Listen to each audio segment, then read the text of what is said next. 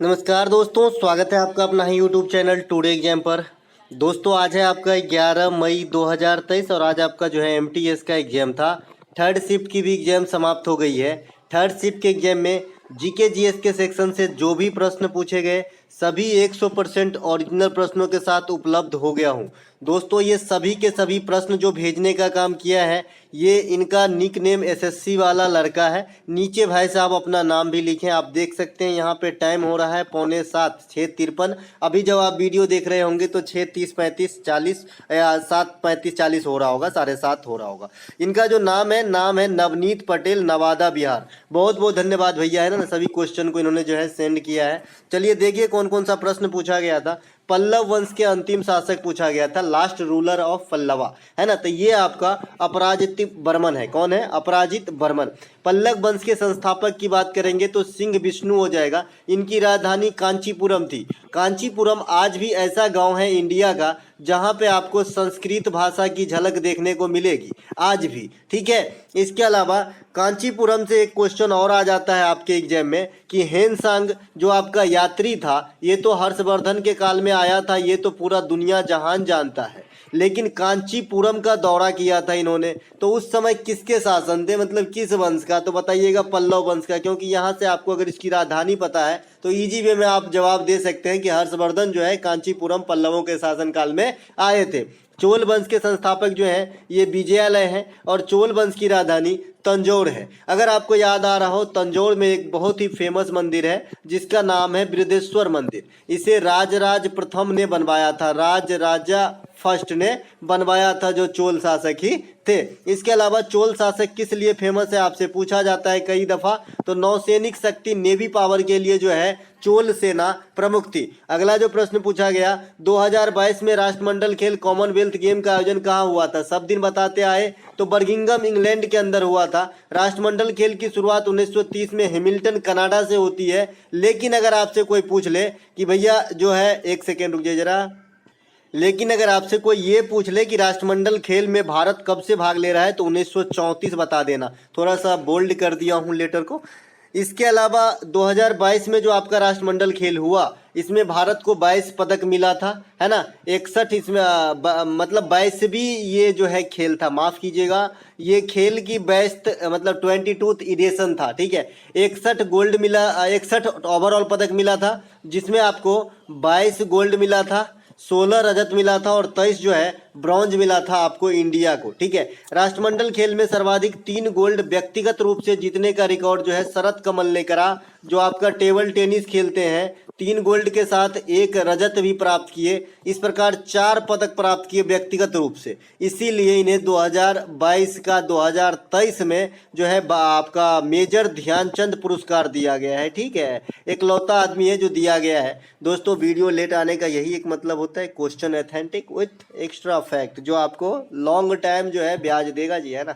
इसके अलावा राष्ट्रमंडल खेल में सबसे ज़्यादा पुरस्कार ऑस्ट्रेलिया जीता इस बार 2022 के अंदर, और भारत को जो है चौथा स्थान मिला था। एक प्रश्न पूछा गया था पंडित राम नारायण का संबंध किससे है? देखिए सारंगी वाद्य में जो पीडीएफ में देखिए ये दिया हूं कि नहीं दिया हूं।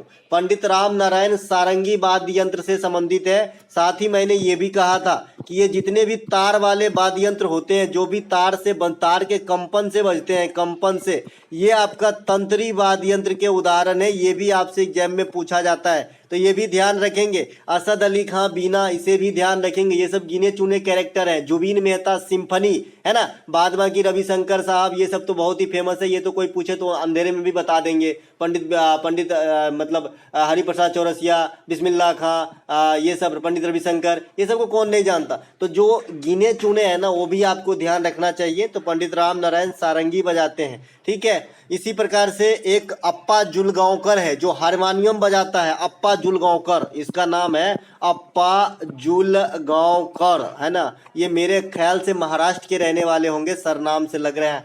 तो ये जो है हारमोनियम प्ले करता है जी, है ना। अटपटा सा लगेगा लेकिन किसी कोने में रख लीजिए, पता नहीं कब 2.5 नंबर दे जाए।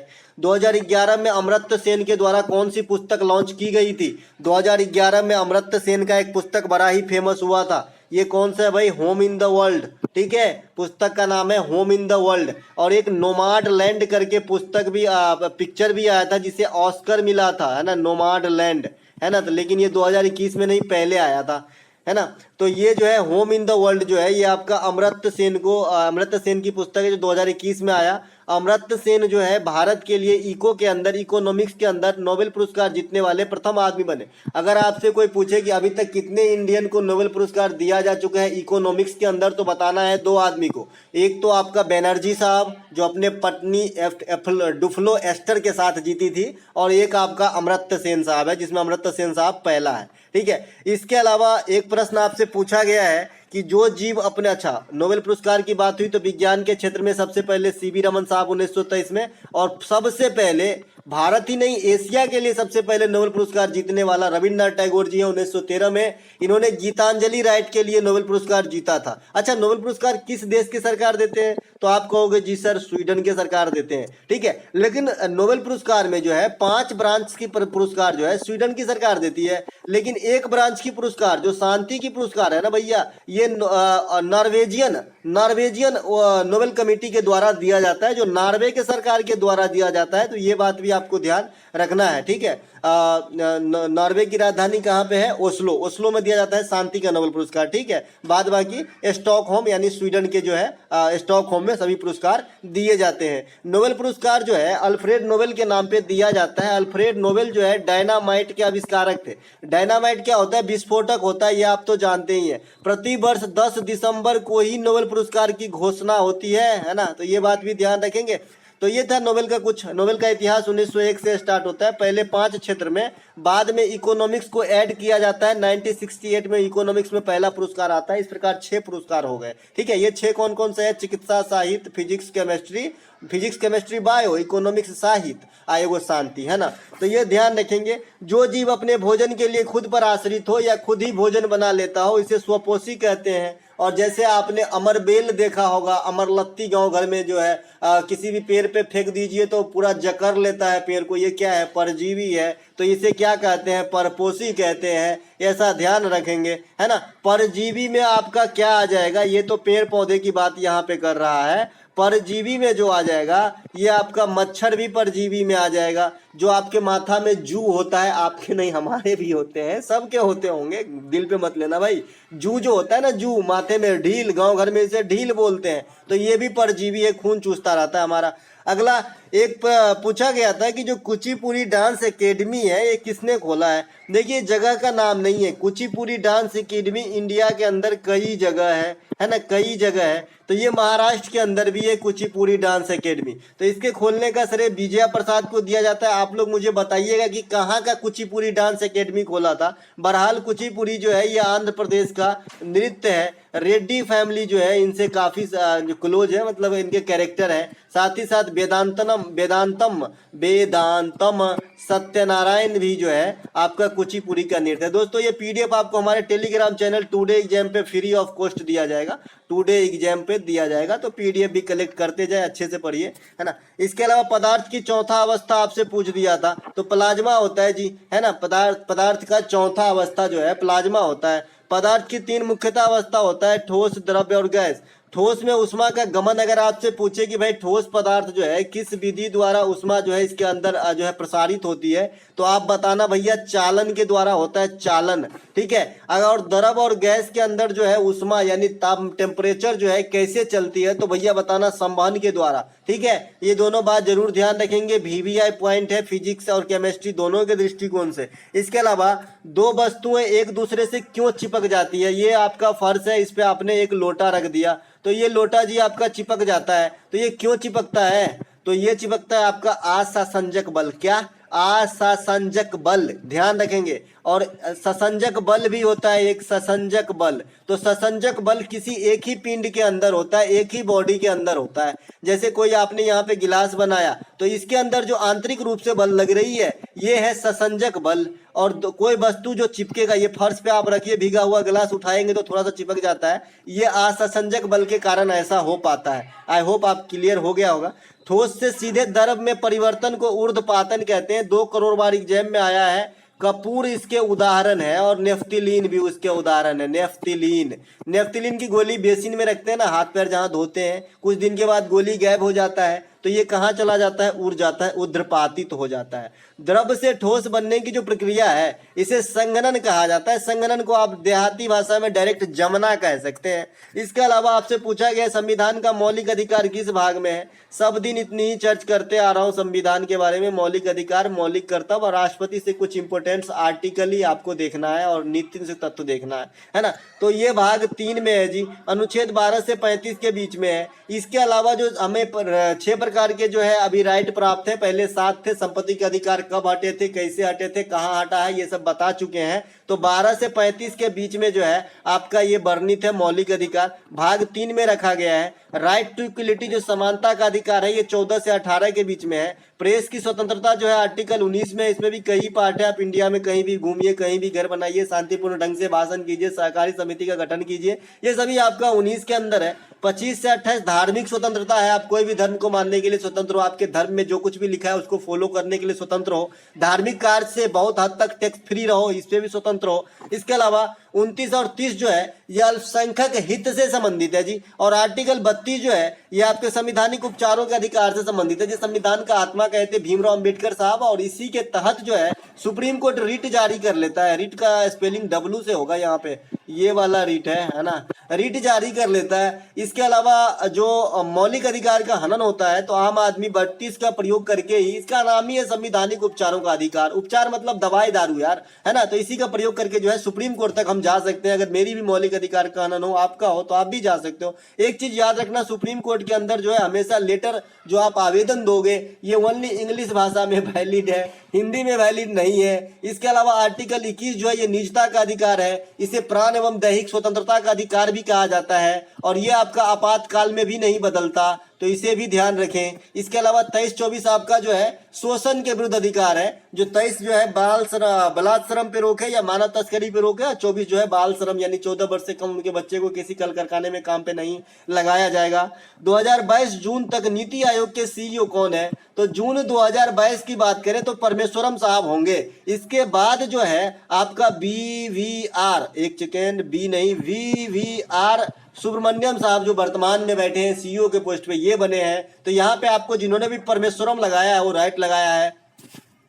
नीति आयोग की स्थापना की बात करें तो 1 जनवरी 2015 को हुआ था। स्थान लिया था जी योजना आयोग का। नीति आयोग के प्रथम अध्यक्ष जानते हैं आप, PM ही होता है। तो जब 15 में बने थे तो उस समय मोदी साहब ही सत्तारूढ़ थे, तो मोदी साहब ही प्रथम अध्यक्ष हुए। प्रथम उपाध्यक्ष कौन थे, अरविंद पनगड़िया जी। और प्रथम सीईओ कौन थे, सिंधुश्री खुल्लर जी।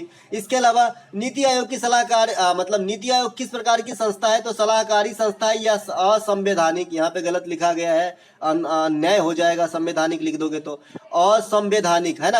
असंवैधानिक यानी ये गैर संवैधानिक है, गैर संवैधानिक बोल सकते हैं, गैर संवैधानिक, असंवैधानिक, गैर संवैधानिक। सलाहकारी संस्था बोल सकते हैं आप, सलाहकारी संस्था बोल सकते हैं। परामर्शदात्री संस्था बोल सकते हैं आप, परामर्शदात्री संस्था बोल सकते हैं, लेकिन संवैधानिक नहीं बोलना। संवैधानिक बोलने के पीछे क्या रीजन है जी, कि जिसका जिक्र संविधान के अंदर हो वो संवैधानिक है। जैसे चुनाव आयोग संवैधानिक है ना, लेकिन नीति आयोग की कोई भी चर्च आपके संविधान में नहीं है, इसीलिए सलाहकारी संस्था है, परामर्शदात्री है, असंवैधानिक है, गैर संवैधानिक है ना, संवैधानिक नहीं है। इसके अलावा नीति आयोग का प्रमुख कार्य क्या है कि भाई राज्यों के कल्याण में या हित में जो भी चीज होगा उसके विचार पे थिंकिंग करना और उसके प्रोसेस को जो है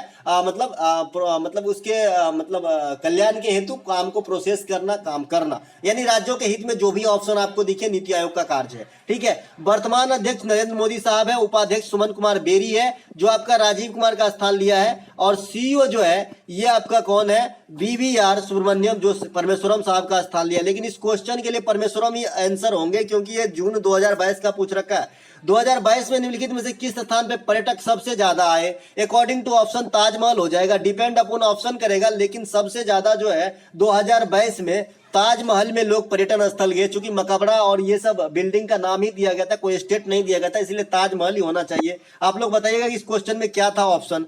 भारत 2022 में सबसे ज्यादा भारत में जो घूमा जाने वाला जगह है ये आपका ताजमहल ही है। ठीक है, दूसरा स्थान लाल किला का आ जाता है, ये बात भी ध्यान रखेंगे। एक प्रश्न आपका हॉकी खेल से पूछा गया था कि हॉकी खेल में किसी भी खिलाड़ी को एम्पायर येलो कार्ड दिखा के, ये पनिशमेंट वाला है ना। तो कितने मिनट तक निष्कासित कर सकता है। देखिए ये फिक्स बाउंड नहीं है कि 5 मिनट करेगा या 8 मिनट करेगा, ये है कि 5 से 10 मिनट, मिनिमम 5 मिनट, अधिकतम 10 मिनट के लिए बैन कर सकता है कौन, एम्पायर। तो ऐसे जो भी ऑप्शन होंगे आपका राइट आंसर हो जाएगा। अब हॉकी खेल से आया प्रश्न, तो आगे शिफ्ट के लिए हॉकी की लंबाई जो होता है मैदान का 91.4 होता है और चौड़ाई जो होता है 54.8 होता है ना, 54.8 मीटर होता है। हॉकी मैच की अवधि पूछी जाती है 70 मिनट की होती है। आपसे पूछा जाता है कि हॉकी मैच के बीच में ब्रेक कितना दिया जाता है, तो 35 मिनट के बाद 5 मिनट या कहीं कहीं 10 मिनट का भी ब्रेक होता है, तो ये भी डिपेंड करेगा ऑप्शन पे, ठीक है। फुटबॉल मैच की अवधि कितनी होती है अगर आपसे पूछे तो 90 मिनट की होती है फुटबॉल मैच की अवधि। हॉकी में कितने खिलाड़ी होते हैं, तो टोटल खिलाड़ी आपका जो है 11 होता है हॉकी में, फुटबॉल में, क्रिकेट में 11, रग्बी फुटबॉल में 15, पोलो में 4, वाटर पोलो में 7, बास्केटबॉल में 5, वॉलीबॉल में 6, बेसबॉल में 9, कबड्डी में 7। इस प्रकार से आप खिलाड़ियों को भी याद रख सकते हैं क्योंकि यहाँ से भी क्वेश्चन आते ही रहते हैं। अगला प्रश्न, दिल्ली सल्तनत पर प्रथम महिला शासिका कौन थी? रजिया सुल्ताना। सब दिन चिल्ला चिल्ला के बताया कि ये पुत्री थी किसकी? इल्तुतमिश की। इल्तुतमिश की पुत्री थी। इल्तुतमिश ने क्यों प्रसिद्ध है भाई सल्तनत काल में? तो टका चलाया है, जीतल चलाया है। पूछा जाता है टका जो सिक्का इल्तुतमिश चलाए किसके बने थे? अर्जेंटम के बने थे, चांदी के बने थे। और ये किसके बने थे? ये कॉपर के बने थे, तांबा के बने थे, जीतल। इल्तुतमिश ने क्या किसका गठन किया? चिहलगानी का गठन किया। तुर्कान ने चिहलगानी का गठन किया। इल्तुतमिश ने कुतुब मीनार का निर्माण कार्य पूरा करवाया था। तो ये सभी बात ध्यान रखेंगे। गुलाम वंश को ममलूक वंश भी कहा जाता है। संस्थापक कुतुबुद्दीन ऐबक है गुलाम वंश का। कब किया था? 1206 में। कुतुबुद्दीन ऐबक को क्या कहा जाता है? लाख बख्श कहा जाता है। कैसे मरे थे? घोड़ा से गिरकर चौगान खेलते समय मर गए थे, इनका जो है देहांत हो गया था। इसके अलावा अब आ जाते हैं पॉइंट पे। रजिया सुल्तान जो है ये गुलाम वंश की इल्तुतमिश की पुत्री है। दिल्ली सल्तनत पे 5 वंशों ने शासन किया था। ये कौन कौन है जी? गुलाम, खिलजी, तुगलक, सैयद, लोधी। अब सबके संस्थापक आपको जरूर याद होना चाहिए। गुलाम के कुतुबुद्दीन ऐबक, खिलजी का जलालुद्दीन खिलजी, तुगलक का गयासुद्दीन तुगलक, सैयद का खिज्र खां जो सेकेंड शिफ्ट में पूछा गया, और लोधी का बहलोल लोधी फर्स्ट शिफ्ट में पूछा गया था, माफ कीजिएगा, है ना। तो ये सभी के संस्थापक हो गए। दिल्ली सल्तनत की समाप्ति जो है जी कब हुआ जी? 1526 में हुआ जी, है ना। पानीपत की प्रथम लड़ाई में बाबर साहब विजय हो गए और मुगल वंश की स्थापना हो गई और सल्तनत काल की समाप्ति हो गई। इब्राहिम लोधी की हार हो गई, है ना। पानीपत की प्रथम लड़ाई, 3 युद्ध होता है पानीपत की, 1526, 1556, 1761, तीनों बता रखे हैं, ज्यादा कहने की जरूरत नहीं है। चलते हैं हम आगे। अगला एक प्रश्न पूछा गया था कि विज्ञान के लिए समर्पित महादेश और महाद्वीप कौन सा है? देखिए विज्ञान के लिए जो समर्पित महादेश कहा जाता है, ऐसा नहीं है कि सब आदमी विज्ञाने वाला काम करता है, ऐसा कतई नहीं सोचना है। ये नेचर के हिसाब से होता है ना। तो ये जो है आपका अंटार्कटिका है, ठीक है। अंटार्कटिका को आप श्वेत महाद्वीप भी कह देते हैं कहीं कहीं, है ना। तो ये बात भी ध्यान रखिएगा। सबसे बड़ा महादेश या महाद्वीप जो है ये एशिया है जिसमें हम लोग रहते हैं, और सबसे छोटा महाद्वीप या महादेश जो है ये ऑस्ट्रेलिया है। आपसे एक क्वेश्चन एग्जामिनर कर लेता है कि ऐसा कौन सा महादेश या महाद्वीप है जो खुद में देश भी है, तो आपका आंसर होता है ऑस्ट्रेलिया। ऑस्ट्रेलिया महाद्वीप भी है और देश भी है, तो इसको ध्यान रखेंगे। अफ्रीका महादेश को अंध महादेश कहा जाता है, इसलिए कहा जाता है क्योंकि आर्थिक और भी कई दृष्टिकोण से काफी पिछड़ा हुआ महादेश है, ठीक है। इसके अलावा ऑस्ट्रेलिया, अच्छा सेकेंड लार्जेस्ट महाद्वीप अगर आपसे पूछे तो अफ्रीका को ही बताना। अफ्रीका दूसरी सबसे बड़ी महाद्वीप है एशिया के बाद, ठीक है। ऑस्ट्रेलिया महादेश में दोस्तों कोई भी ज्वालामुखी का नामो निशान नहीं है। उसी प्रकार से यूरोप महादेश द्वीप में जो है कोई भी रेगिस्तान नहीं है, तो आपको ऐसे ही ध्यान रखना होगा, है ना। इसके अलावा आप महाद्वीप की क्रम तो लगभग जानते ही हैं। यहाँ पे एशिया है तो यहाँ पे यूरोप है, यहाँ पे अमेरिका का दोनों पार्ट है और यहाँ पे ऑस्ट्रेलिया है। ये तो आप मैप से समझते ही होंगे, तो कहना ही क्या, है ना। इसके अलावा अगला है कि चंद्रगुप्त वन जो है कौन सी उपाधि धारण की थी? पार्टी लिखा है यहाँ पे, बताइए बीजेपी में थे क्या ये, है ना। उपाधि भैया, उपाधि। उपाधियों का अंत कितने में भैया? 18 में, है ना। उपाधि लिखना चाहिए तो पार्टी लिख गया है। चंद्रगुप्त वन जो है उपाधि धारण किए थे आपका महाराजा धीराज का, या फिर ये डायरेक्ट पूछा गया था कि कौन से गुप्त शासक जो है महाराजा धीराज की उपाधि धारण किए हैं, तो आंसर था चंद्रगुप्त, है ना। गुप्त वंश के संस्थापक कौन है भैया? श्री गुप्ता है। चंद्रगुप्त द्वितीय को विक्रमादित्य कहा जाता है और यही ओरिजिनल विक्रमादित्य है। आपने विक्रम बेताल करके एक आता था सीरीज अरुण गोविल का, मैंने देखा है, आप लोग भी देखे होंगे। तो विक्रमादित्य कई हुए लेकिन वो ओरिजिनल विक्रमादित्य है चंद्रगुप्त सेकंड, ठीक है। इसके अलावा इसी काल में फहियान भारत आया था विक्रमादित्य के काल में, ये तो आप जानते ही हैं। नालंदा विश्वविद्यालय के संस्थापक प्रथम शिफ्ट में पूछा गया था श्रीगुप्त प्रथम है। और इसको मतलब ध्वस्त कौन किया था आप लोग मुझे कमेंट करके बताएंगे, क्योंकि मैं बता दिया हूँ एक्स्ट्रा फैक्ट में। इसके अलावा मौर्य वंश के जो संस्थापक है चंद्रगुप्त मौर्य है। किसको हरा के किए थे? तो धनानंद को हराए थे। धनानंद, नंद से स्पष्ट है कि नंद वंश के शासक थे। और ये किसके प्रयास से किए थे? तो विष्णुगुप्त। अब विष्णुगुप्त कौन है भाई? तो चाणक्य है, कौटिल्य है, या फिर चंद्रगुप्त मौर्य के अभिभावक हैं, चंद्रगुप्त मौर्य के गुरु हैं, ये सभी विष्णुगुप्त के ही नाम है। इन्होंने एक किताब भी लिखा है अर्थशास्त्र, ठीक है। अर्थशास्त्र जो है कौटिल्य, चाणक्य या विष्णुगुप्त का पुस्तक है जो राजनीतिक विज्ञान पे आधारित है ना, और मौर्य वंश के इतिहास को दर्शाता है। तो ये बात भी आपको ध्यान रखना है। इसके अलावा एक सेकेंड, अगला जो प्रश्न देखने को मिला था ये है कि चंद्रयान 3 को कब लॉन्च करने की बात करी गई है? तो 2023 में ही करी गई है, लेकिन मुझे नहीं लगता है कि हो पाएगा, है ना। इसके अलावा गगनयान जो है, गगनयान भी एक आ रहा है इसरो की, जो है काफी किफायती जो है स्कीम है। ये मानव सहित योजना होगा। अभी तक जो है मानव रहित हुआ करता था, मानव सहित एक प्रोग्राम है गगनयान, ये भी इसरो लॉन्च करेंगे। चंद्रयान फर्स्ट 2008 में आया था, चंद्रयान 2 जो है ये 2019 में आया था, आई होप, है ना। थोड़ा इसका इस भी देख लीजिएगा, चंद्रयान 2 का 2019 में ही आया था, 22 जुलाई 2019 को आया था मेरे हिसाब से। इसके अलावा जो आपका 2019 में चंद्रयान 2 आया था 22 जुलाई को शायद, है ना। इसके अलावा इसरो की स्थापना जो है 1969 में हुआ है। मुख्यालय कहाँ पे है? बेंगलुरु में है। वर्तमान अध्यक्ष कौन है? सोमनाथ है। तो ये सभी बात अच्छा। इसरो के जो इससे पूर्व में अध्यक्ष है के सिवन, इसे रॉकेट मैन ऑफ इंडिया कहा जाता है, तो इसे भी ध्यान रखेंगे। Missile man of India APJ Abdul Kalam साहब को कहा जाता है, ठीक है। मिलेंगे एक नए वीडियो में, तब तक के लिए जय हिंद। कंबाइंड शिफ्ट वाला वीडियो जरूर देख लीजिएगा और पीडीएफ आपको हमारे टेलीग्राम चैनल में मिलेगा, तो टेलीग्राम तो ज्वाइन करना ही पड़ेगा। चलिए मिलेंगे फिर से।